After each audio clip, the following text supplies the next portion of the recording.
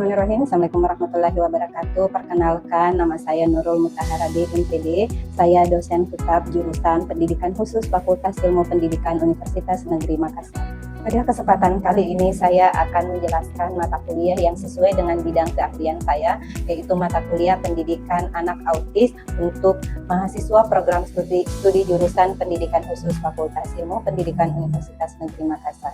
Pada video kali ini saya akan membawakan mata kuliah Pendidikan Autis dengan kode mata kuliah D51 C2 1621 dengan bobot SKS 2. Mata kuliah ini akan ditujukan kepada mahasiswa pendidikan khusus semester 2. Mata kuliah Pendidikan Autis akan membahas materi tentang konsep dasar anak autis, identifikasi anak autis, hambatan perkembangan dan hambatan belajar anak autis, kurikulum, layanan pendidikan, serta intervensi yang dapat diberikan kepada anak autis. Mata kuliah ini akan memberikan pengalaman mahasiswa untuk menganalisis kasus tentang anak autis dan intervensi yang dapat diberikan. Mata kuliah Pendidikan Anak Autis memuat CPL 1, CPL 3, dan CPL 5. Capaian pembelajaran mata kuliah atau CPMK dari mata kuliah ini, setelah mata kuliah ini dilaksanakan, diharapkan mahasiswa mampu yang pertama menginternalisasi nilai, norma, dan etika akademik dalam pelaksanaan pendidikan anak autis. Capaian pembelajaran mata kuliah yang kedua yaitu mahasiswa mampu melaksanakan kegiatan identifikasi, pengumpulan data, analisis, dan penafsiran peserta didik berkebutuhan khusus dengan menggunakan berbagai pendekatan atau metode untuk mendukung efektivitas pembelajaran dengan menunjukkan kinerja mandiri, bermutu, dan terukur. CPMK 3, mahasiswa mampu merancang program layanan khusus atau layanan kompensatoris untuk peserta didik berkebutuhan khusus atau peserta didik autis sesuai dengan karakteristiknya sebagai dasar dalam pengembangan potensi diri peserta didik secara optimal. Capaian pembelajaran mata kuliah keempat yaitu mahasiswa diharapkan mampu menguasai konsep teori tentang belajar dan pembelajaran secara umum atau didaktik metodik dan pembelajaran dalam pendidikan khusus bagi anak autis. Materi yang akan dibahas pada mata kuliah Pendidikan Autis meliputi 1. Konsep dasar anak autis, 2. Identifikasi anak autis, 3. Layanan pendidikan dan layanan akademik bagi anak autis, yang keempat hambatan akademik dan hambatan perkembangan bagi anak autis, yang kelima rancangan, pelaksanaan, dan evaluasi kurikulum bagi anak autis. Selain itu, mahasiswa juga akan dibimbing untuk menganalisis kasus tentang anak autis di sekolah luar biasa dan sekolah inklusi. Di akhir perkuliahan, mahasiswa akan menyusun modul laporan hasil diskusi kasusnya. Pendekatan yang digunakan pada mata kuliah ini meliputi pendekatan problem-based learning dan cooperative learning dengan berpusat pada mahasiswa. Asesmen yang digunakan pada mata kuliah ini dibagi menjadi 3, yaitu asesmen formatif, asesmen sumatif, dan asesmen otentik. Asesmen formatif dilakukan selama proses perkuliahan menggunakan kuisis, background, ataupun word wall. Adapun penilaian formatif lainnya seperti unjuk kerja dan checklist asesmen diri dan asesmen teman sejawat. Kemudian untuk asesmen sumatif dilaksanakan pada ujian tengah semester dan ujian akhir semester. Penilaian autentik sendiri dilakukan melalui analisis kasus yang dilaksanakan pada proses perkuliahan. Referensi yang digunakan pada perkuliahan ini menggunakan referensi yang saya susun sendiri sebagai bahan ajar, kemudian ditambahkan oleh referensi dari ahli lainnya yang terkait dengan mata kuliah. Selain itu, saya juga menggunakan artikel online yang bereputasi dan termutakhir untuk menjadi bahan kajian perkuliahan. Video mikro teaching yang akan saya bawakan kali ini adalah video pada pertemuan ketiga mata kuliah yang berfokus pada materi atau topik identifikasi karakteristik anak autis. Topik pertemuan ketiga ini adalah turunan dari capaian pembelajaran mata kuliah yang kedua. Seluruh aktivitas pada mata kuliah ini telah tertuang dalam RPS mata kuliah yang ditandatangani dan disahkan oleh Ketua Jurusan Pendidikan Khusus Fakultas Ilmu Pendidikan Universitas Negeri Makassar.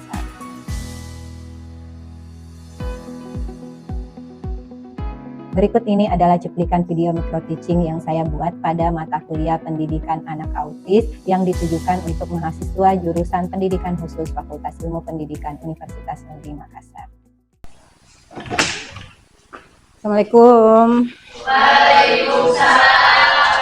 Selamat pagi. Pagi, Bu. Bagaimana kabarnya hari ini? Baik, alhamdulillah. Oke, hari ini Ibu lihat Safa dan Afrida makin cantik. Sudah bisa berani sendiri berjalan dari gerbang ke kelas? Berarti orientasinya sudah bagus, sudah percaya diri ya. Sudah aktif layarnya untuk alat bantu pembelajaran? Oke, terima kasih. Kemudian untuk teman tuli hari ini semua sehat. Hadir hari ini ada Laila, kemudian ada Husnul, ada Anissa, ada Anugrah dan Yovika. Sebelum kita memulai perkuliahan hari ini, kita berdoa bersama. Semoga kita dimudahkan untuk memahami materi dan menyelesaikan tugas perkuliahan kita hari ini. Berdoa dimulai. Oke, berdoa selesai. Terima kasih. Teman-teman Anda sudah melakukan presensi di LMS. Hari ini kita ditemani Kakak Asrul ya untuk membantu teman-teman tuli sebagai JBI di kelas. Nanti kalau misalnya ada pertanyaan yang sulit, boleh teman tuli minta bantuan Kakak Asrul untuk menyampaikan ke Ibu. Oke, setelah melakukan proses presensi di LMS, Ibu akan masuk ke topik perkuliahan hari ini. Hari ini pertemuan ketiga untuk mata kuliah pendidikan autis. Kemudian pertemuan hari ini kita akan masuk ke topik identifikasi autis spectrum disorder atau ASD. Sebelum kita mengikuti perkuliahan, Ibu akan menyampaikan tujuan perkuliahan dulu. Setelah materi pertemuan ini kita bahas, maka diharapkan mahasiswa mampu yang pertama menguraikan pengertian dan tujuan dari identifikasi anak autis atau ASD. Kemudian yang kedua, mengidentifikasi tahapan identifikasi autis. Jadi teman-teman nanti akan diminta untuk mengetahui tahap-tahap apa saja dalam identifikasi anak autis, karena setelah ini akan ada tugas proyek mata kuliah untuk identifikasi anak autis di sekolah ataupun di tempat terapi mungkin. Kemudian yang ketiga, teman-teman diminta untuk atau diharapkan mampu untuk menentukan siapa saja petugas identifikasi autis. Apakah mungkin kita ini sebagai lulusan pendidikan khusus atau pendidikan luar biasa termasuk petugas identifikasi autis. Kemudian selanjutnya, mahasiswa diharapkan mampu menghubungkan berbagai sumber untuk identifikasi autis. Berbagai sumber yang dimaksud nanti Ibu akan berikan sumber-sumber referensi yang akan membantu Anda memperluas wawasan, menambah wawasan, mengkaji lebih dalam seperti apa karakteristik-karakteristik autis yang akan dijadikan alat identifikasi. Dan yang terakhir, diharapkan mahasiswa mampu menemukan karakteristik autis yang dijadikan sebagai pedoman identifikasi. Sebelum kita memulai materi dan sebagai bahan diskusi dalam kelompok masing-masing, teman-teman silahkan menyaksikan video. Video ini sebagai bahan pengamatan dan teman-teman bisa menganalisis apakah anak yang Ibu tampilkan seperti apa kondisinya atau seperti apa karakteristiknya ya. Silahkan diamati. Jawabnya. Oke, Ibu mau bertanya. Menurut pengamatan kalian, apa yang kalian pikirkan setelah melihat video tersebut? Boleh satu orang? Oke. Baik, terima kasih atas kesempatannya. Berdasarkan hasil pengamatan tersebut, menurut saya pribadi, anak tersebut kemungkinan merupakan anak autis. Mengapa? Karena ada beberapa karakteristik yang sudah dipelajari itu ada pada siswa tersebut. Salah satunya perilaku berulang dan tidak ada respon pada gurunya pada saat diberikan. Oke, anak tersebut merupakan anak autis ya. Pada pertemuan hari ini kita akan menganalisis yang mana sebenarnya anak autis dan karakteristik sebagai penandanya. Video tersebut akan membantu kita mengamati kasus yang akan kita kaji hari ini. Pada saat mengidentifikasi anak autis, kita tidak hanya percaya dengan kesan awal yang kita temukan, tapi kita akan melakukan identifikasi dalam bentuk kasus. studi kasus atau mengkaji kasus tertentu. Silahkan berdiskusi dalam kelompok melalui video pengamatan tentang anak yang Ibu sudah tampilkan tadi. Silahkan Ibu memberikan waktu 15 menit untuk diskusi. Teman-teman silahkan menemukan karakteristiknya, kemudian memberikan alasan kenapa karakteristik itu dijadikan sebagai penanda anak tersebut mengalami autism spectrum disorder. Boleh silahkan dimulai, Ibu akan sambil berkeliling untuk membantu menanyakan atau mengevaluasi hasil diskusinya ya. Apa yang Anda temukan dari kasus yang tadi sudah didiskusikan, ditampilkan?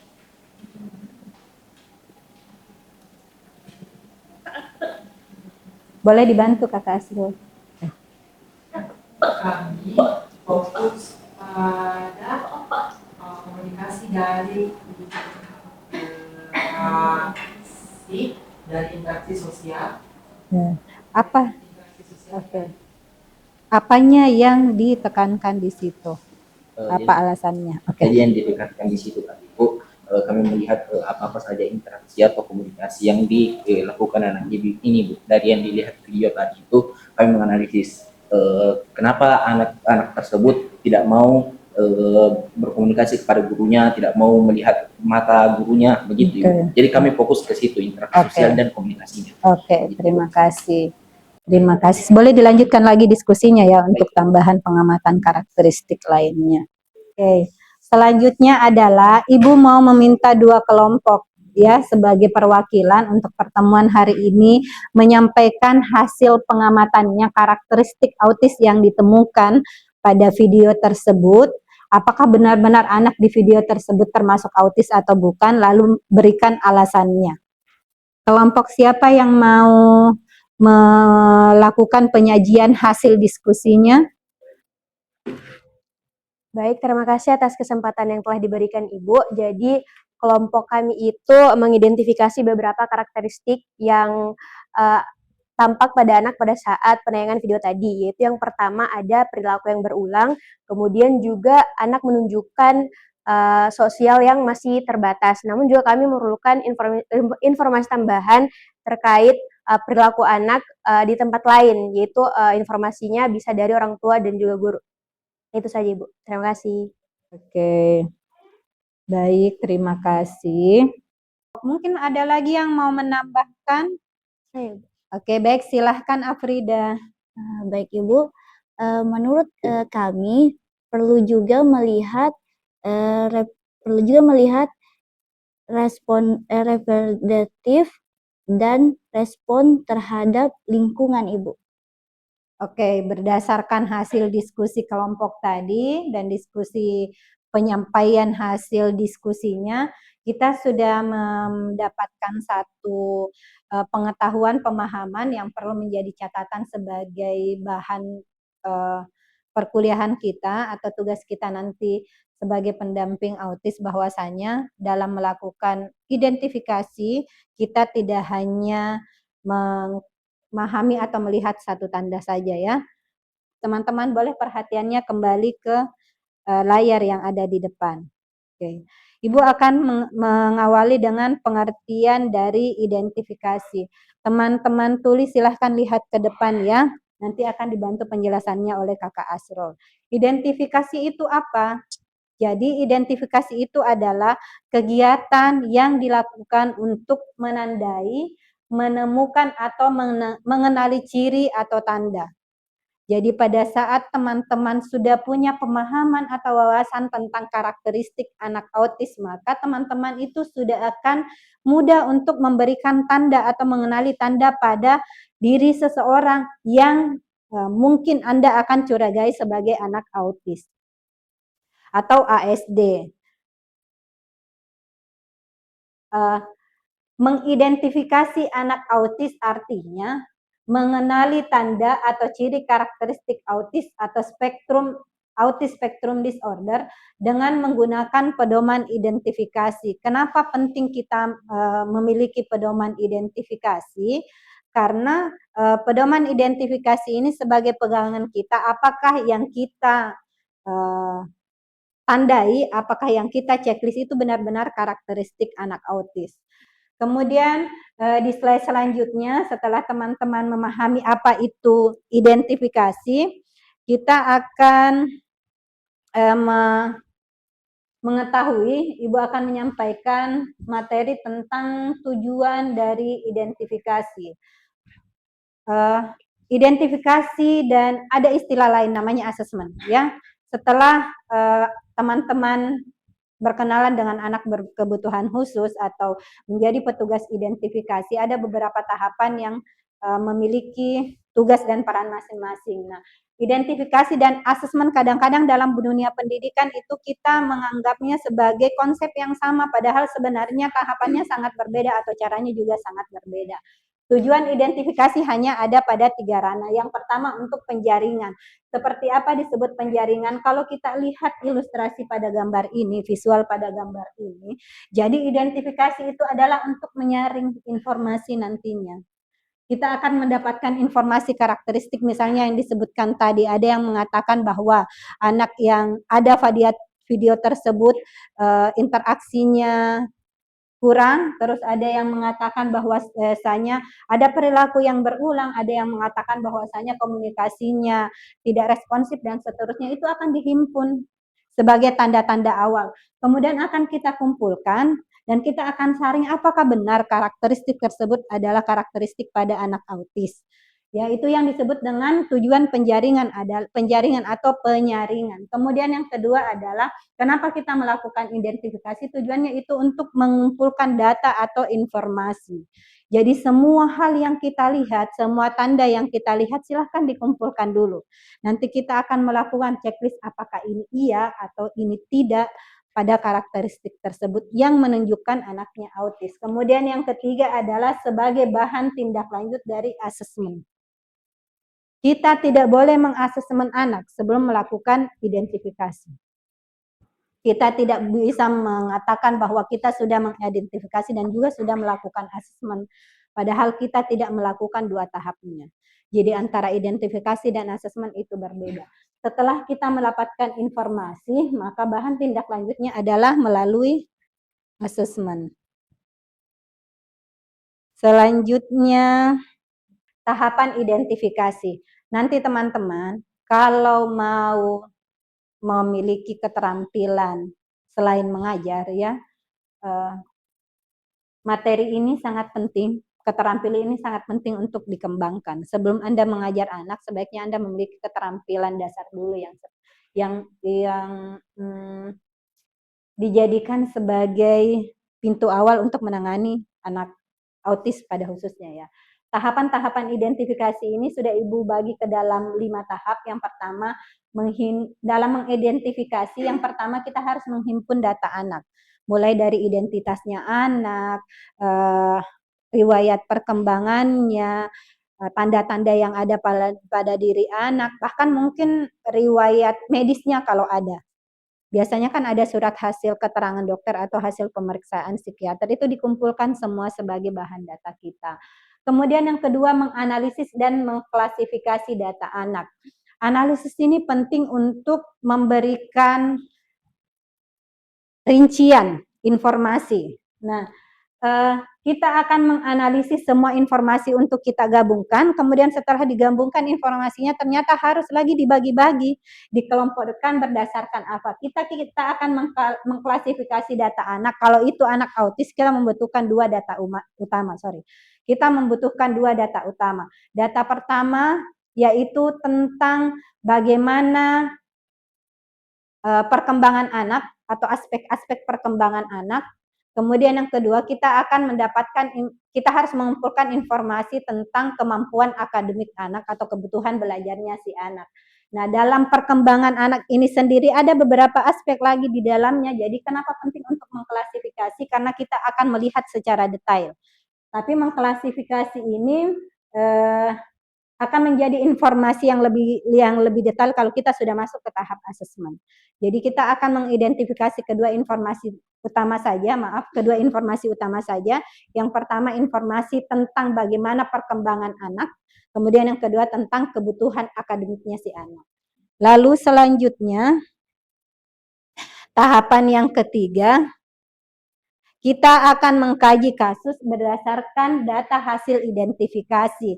Anda kan sudah dapat dokumen-dokumen ya, informasi atau identitas seorang anak, atau mungkin juga Anda sudah mewawancara guru ataupun orang tua. Nah, selanjutnya sama yang kita lakukan di awal tadi, teman-teman akan memeriksa kasusnya, akan mengidentifikasi kasusnya atau akan mempelajari, mengkaji kasusnya.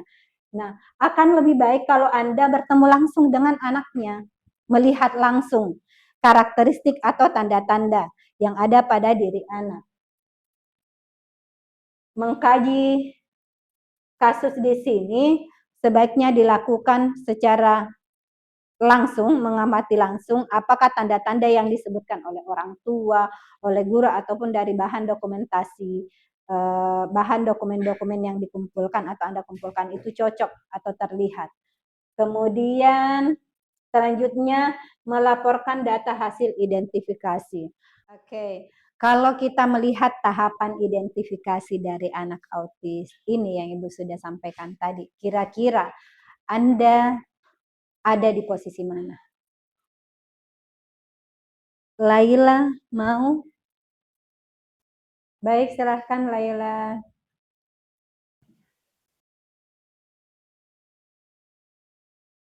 Pada tahapan awal, kelompok berinformasi tentang pada tahap awal informasi kelompok data Ibu. Itu saja. Terima kasih Laila ya jawabannya ya. Tadi yang disampaikan Laila bahwasanya kalau kita melihat video tadi itu kita mengumpulkan informasi awal. Memang informasi awal itu sangat penting, tapi sebagai petugas identifikasi nantinya teman-teman itu harus mengikuti semua tahapan dalam prosesnya untuk mendapatkan informasi yang komprehensif, kemudian bisa dipertanggungjawabkan. Nah, untuk selanjutnya kita akan melihat atau mengidentifikasi siapa sih sebenarnya petugas-petugas identifikasi anak autis ini. Nah, menurut kalian siapa saja? Menurut kalian ya siapa saja kira-kira petugas identifikasi anak dengan spektrum disorder, autis spektrum disorder? Siapa? Humaira, menurut Humaira guru? Orang tua. Menurut Aura orang tua? Tenaga profesional atau ahli. Oke. Menurut Adam tenaga profesional atau ahli. Kemudian ada lagi? Oke. Kalau dari pernyataan tadi teman-teman ya, siapa saja sumber informasi dari informasi untuk identifikasi tadi, ada guru, ada orang tua atau petugas ahli. Nah, yang menjadi petugas identifikasi adalah orang-orang yang dianggap ahli dan punya eligibilitas untuk mempertanggungjawabkan hasil identifikasinya. Petugas identifikasi yang pertama tentu saja dokter. Ya, silahkan teman-teman tuli lihat siapa saja petugas informasi yang teman-teman juga harus sampaikan ke orang tua atau ke kliennya. Yang pertama itu dokter. Kenapa dikatakan dokter? Karena memang mereka bidang profesinya ada. Ada dokter ahli anak yang mereka yang memberikan, yang mengkaji atau mereka berkonsentrasi untuk mengetahui bagaimana perkembangan anak atau anak-anak dengan kebutuhan khusus. Dokter ini biasanya akan memberikan hasil diagnosa ya seperti yang disebutkan tadi, dari mereka akan memberikan informasi tentang kondisi klinisnya anak. Kemudian yang kedua siapa? Teman-teman semua nanti. Tapi nanti jangan sekarang. Nanti kalau misalnya Anda ke lapangan tidak boleh juga saya anaknya bilang anak autis, anak tunarungu dan seterusnya, belum boleh sekarang ya. Nanti setelah kalian punya eligibilitas, kalian punya ijazah, kalian punya sertifikat, boleh nanti untuk memberikan informasi dan kalian bisa mempertanggungjawabkan informasi tentang siapa anak autis misalnya dan apa saja karakteristiknya. Kemudian yang ketiga siapa psikiater atau psikolog. Kalian boleh meminta orang tua untuk mendatangi ketiga ahli tersebut ketika mereka memiliki kebimbangan seperti apa kondisi anaknya. Kemudian ada orang tua. Orang tua itu siapa? Informan sekunder, sama yang tadi sudah disebutkan, orang-orang yang bisa menjadi informan atau sumber-sumber informasi kita dalam menghimpun data pada tahap identifikasi. Kenapa penting dilibatkan orang tua? Karena mereka yang paling dekat dengan anak. Mereka yang melihat, bisa saja anak di sekolah berbeda perilakunya dengan yang di rumah. Jadi semua data ini harus komprehensif, semua data ini harus dihimpun dan orang tua dilibatkan di dalamnya. Baik, karena kita sudah menyelesaikan semua tahapan materi dari topik hari ini, teman-teman silahkan kembali ke kelompoknya, silahkan melihat LMS. Ibu sudah menyematkan beberapa tugas yang akan menjadi pendamping Anda di rumah, yang akan menguatkan pemahaman Anda tentang identifikasi anak autis dengan spektrum disorder. Sekarang waktunya seperti biasa sebelum menutup materi perkuliahan kita masuk ke kuis. Teman-teman boleh buka barcode, men-scan ya barcode yang ada pada layar. Kita kuis. Sudah? Oh, sudah ada Aura di sana. Jangan-jangan Aura lagi yang jadi leadernya ini. Ibu bisa mulai? Ada Siva, silahkan diakses. Teman tuli bisa lihat.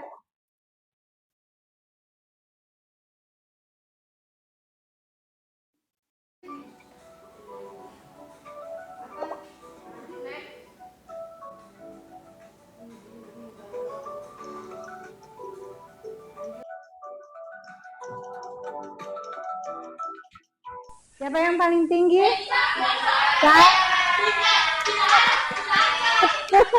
Kakak Sarah, silakan ke depan. The winner hari ini Kakak Sarah, boleh ke depan? Oke. Jadi rewardnya adalah Kakak Sarah tidak usah menyelesaikan tugas chapter report yang ada di LMS ya untuk pertemuan hari ini. Yang lain, oke, terima kasih Kakak Sarah, boleh ke belakang ke tempat duduknya. Oke, sebelum kita menutup pertemuan hari ini, Ibu mau meminta bantuan teman-teman untuk menyampaikan kesimpulan. Siapa yang mau memberikan kesimpulan? Oke, boleh. Baik, Pak Is. Untuk tujuan identifikasinya itu antara lain yaitu melakukan penjaringan, menyimpulkan data, dan menjadi bahan tindak lanjut asesmen berikutnya. Terima kasih. Oke. Terima kasih Faiz tadi kesimpulannya. Jadi Faiz tadi sudah memberikan kesimpulan bahwa petugas identifikasi untuk autis ada dokter, psikiater, dan guru pendidikan khusus atau ahli pendidikan khusus. Kemudian sumber informannya itu boleh dari orang tua atau orang-orang yang mendampingi secara intens anak autis tersebut atau autis dengan spektrum disorder. Kemudian identifikasi itu sendiri adalah mengenali tanda-tanda. Lalu tujuan identifikasi kita akan melakukan penjaringan sebagai bahan tindak lanjut asesmen dan pengumpulan informasi. Teman-teman boleh melanjutkan tugasnya secara mandiri di LMS. Silakan mengakses LMS-nya. Ibu sudah menyiapkan bahan chapter report untuk pertemuan hari ini. Kemudian tugas kelompok dalam bentuk checklist identifikasi. Nah, mungkin di pertemuan selanjutnya silakan teman-teman mempersiapkan diri, kita akan melakukan studi kasus. Anda sudah mengkaji secara teoritik melalui sumber-sumber referensi yang ada di LMS tentang karakteristik anak autis. Kemudian di pertemuan selanjutnya kita akan melakukan studi kasus tentang kebutuhan khusus anak autis. Mungkin kita akan ke lapangan ya, kita akan ke sekolah untuk bertemu langsung dengan anak autis. Terima kasih untuk pertemuan hari ini. Terima kasih partisipasinya teman-teman. Semoga apa yang kita lakukan hari ini atau ilmu yang kita lakukan hari ini bermanfaat untuk diri kita dan orang banyak. Ibu tutup dengan ucapan Assalamualaikum warahmatullahi wabarakatuh dan selamat siang.